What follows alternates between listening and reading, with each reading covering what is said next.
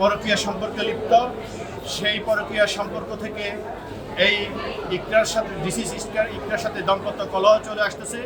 দীর্ঘ 2 বছর থেকে এই জাহের আলভী এই ডিসিজ ইকরাকে বিভিন্নভাবে শারীরিক ও মানসিক নির্যাতন করেন এবং আত্মহত্যায় প্ররোচনা করেন এবং বিভিন্ন সময়ে এই ডিসিজ ইকরাকে বলেন যে তুই মরে যা, তুই মরে গেলে আমি শান্তি পাবো, তুই আত্মহত্যা কর, এই ধরনের উস্কানিমূলক কথাবার্তা দিয়ে সংসারে একটা অশান্তি সৃষ্টি করে এবং এই ডিসিজকে আত্মহত্যায় প্ররোচনা করে।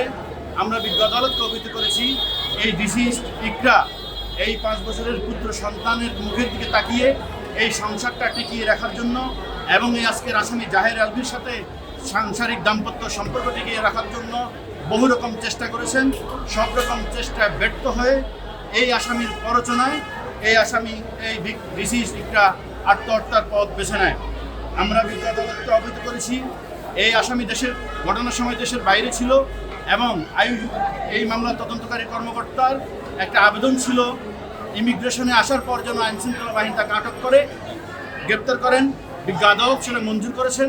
তা থাকা সত্ত্বেও এই আসামি কিভাবে দেশে প্রবেশ করে আজকে দীর্ঘদিন আত্মগোপনে ছিল এবং আজকে বিজ্ঞ আদালতে হাজির হয়েছেন, এর কোনো সদুত্তর দিতে পারেন নাই আসামির পক্ষের আইনজীবী এবং বিজ্ঞ আদালত আসামির পক্ষের বক্তব্য এবং আমাদের রাষ্ট্রপক্ষের বক্তব্য এবং বাদীপক্ষের বক্তব্য শুনে এই আসামিকে আজকে সিডব্লিউ বলে জেল হাজতে প্রেরণের একটা আদেশ দিয়েছেন। রায় আমি সন্তুষ্ট,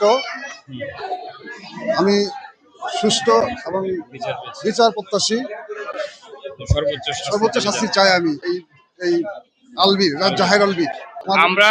আমরা বিজ্ঞ আদালতে যে সাবমিশন, বিজ্ঞ পিপি সহ বাদীপক্ষে আমরা সাবমিশন রেখেছি যে এটা খুবই সেন্সিটিভ একটা ম্যাটার।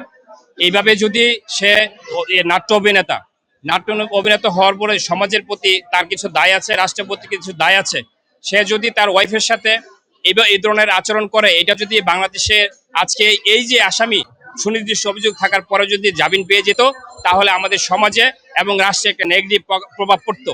বিজ্ঞ আদালত এবং আমরা সংশ্লিষ্ট যারা আছে সকলের প্রতি সন্তুষ্ট চিত্তে আমরা খুবই কৃতজ্ঞ। আজকে আমরা আপাতত দৃষ্টিতে ন্যায় বিচার পেয়েছি ভিকটিম এবং ডিসিজের বাবা। আমরা আশা করব এই মামলায় এই আজকের যে আসামি আলভীর সর্বোচ্চ শাস্তি এবং জেলে রেখে এই শাস্তি যাতে নিশ্চিত করা হয়।